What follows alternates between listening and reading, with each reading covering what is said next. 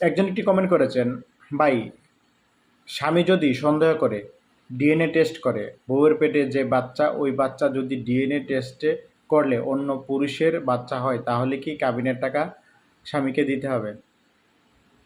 দেখেন, আপনারা বারবার প্রশ্ন করেন যে কাবিনের টাকা দিতে হবে কি না, কাবিনের টাকা দিতে হবে কি না, ওই করলে কাবিনের টাকা দিতে হবে কি না, ওই করলে কাবিনের টাকা দিতে হবে না।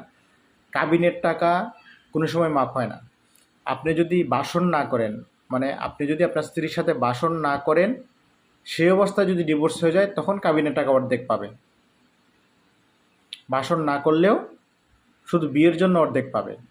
আর যে কোনো ক্ষেত্রে সে কাবিনের টাকা পাবে। সে পরকীয়া যদি করে, সেটা তার অন্য অপরাধ, সেজন্য তার অন্য শাস্তি হবে।